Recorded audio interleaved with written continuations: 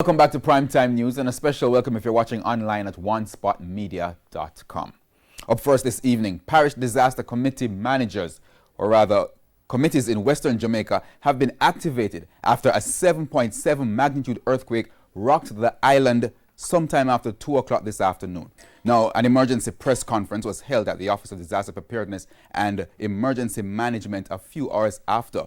TVJ's Giovanni Dennis was in attendance and now joins me live on set. Giovanni.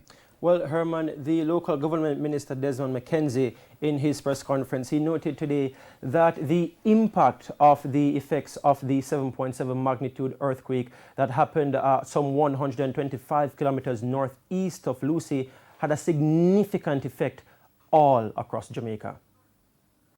It has had rippling effects on the population. I know, especially in the parish of Westmoreland, that there are over some 20 students which is presently seeking medical attention at the Savlamar Hospital. Some of them have been affected by heart conditions and other related situation because of the earthquake. We have reports of damage to buildings in the parishes of Hanover, Westmoreland, and St. Elizabeth. Now, he added that there were no reported injuries and that the persons who went to hospital were taken for panic attacks or heart-related conditions. Now, he also announced that the parish disaster committees have been activated in all Western parishes. With immediate effect, all the disaster committees have been activated and has been placed on standby just to be in a position to ensure that they have the correct information. We are asking the public to call the Office of Disaster Preparedness and Management or their nearest municipal offices. Now, the number provided for ODPEM is 876-906-9674. I shall repeat that, 876-906-9674. Now, the tsunami alert issued earlier this afternoon by ODPEM also created a bit of concern, and so the expert present gave some advice. Now, Carleen Black is the scientific officer at the earthquake unit at the University of the West Indies Mona campus. We need to implore everyone that, given the closeness of such a large earthquake, it would not have been possible for us to wait for the regular tsunami warning. Each citizen needs to understand that if they are close to the shoreline and they feel such a strong earthquake, they should seek higher ground immediately and not wait for a warning. Because by the time the warning would have arrived, the tsunami waves would also have arrived. It will take some time for us to get the information, process the information, and pass it to the general public. So what is critical, and it was said by Minister as well, that when you get those major earthquake, persons living along the coast should move as quickly as possible, and you move to higher ground. We are in the process regionally of trying to ensure that we have a tsunami warning center in the region. And some time ago, the discussion was for Puerto Rico to house that warning center. We have to, as a region, revisit that. Those issues of tsunami warnings and other early warning systems are something that we are currently working on, even at a level of information. There is the JICA project working closely with the Japanese government that would put us in a better position to be able to communicate and to send out early warning signals for certain kind of events across the country.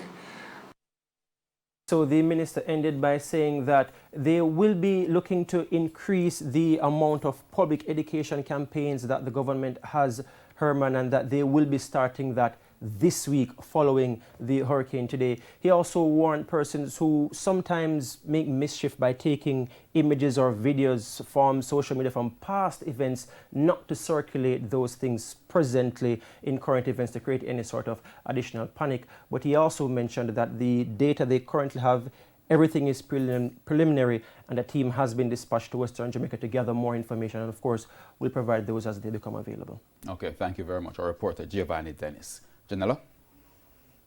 Now, meanwhile, residents in Western Jamaica and the Cayman Islands, where the earthquake's impact was felt most, gave their reactions. TVJ's Vashon Brown has that angle. Damage to at least one building in St. Elizabeth after the earthquake on Tuesday. This is the Social Development Commission building in the parish. In St. Catherine, employees of the municipal corporation were taking no chances. The building was evacuated. When I went to the office, I saw people looking at me, so I was like, what's happening, you know? And then when I sat down, I felt it like everything was shaking. I was literally shaking off the chair. My bag was shaking off the cabinet. It's part of the drill that we have done, although we should have another one soon to practice, because we're still in the earthquake period, so anything can happen again. Out west in St. James, some residents told us it was a frightening experience. Even now I'm even shaking. This was a bottle of water I saw shaking vigorously on a table in the lunchroom, and then I saw my other colleagues run outside. I don't feel a shaking now, coming right here, so I say, no man, there's something wrong, and I see people around, so I say, why you people keep on running? Say we can pray to God, man, and say we can tap it quick. It was a half-full experience. If earthquake, if I saw the little shake feel, the one when the right earthquake come. Anthony Edwards says he's experienced earthquakes in the Cayman Islands before, but this experience in Jamaica was different. This is the worst one. You know, it was for a little while, and then, to be honest with you, just a couple minutes ago, my legs have come back up. The residents argue that there's a need for more public education so people can know what exactly to do when an earthquake hits. Need to have more education about this earthquake awareness.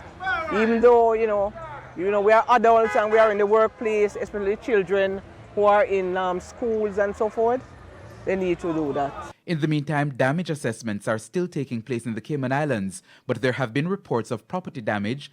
Sinkholes have also been confirmed at a number of points across the island. We spoke to Lydia Louis, who lives in Cayman. I particularly was at work and during a facial, client and I just started to feel the building shake. It was moving as if it was wind blowing through a tree and the branches were moving. It was just shaking really bad. The building was moving really bad, and it's a strong mall.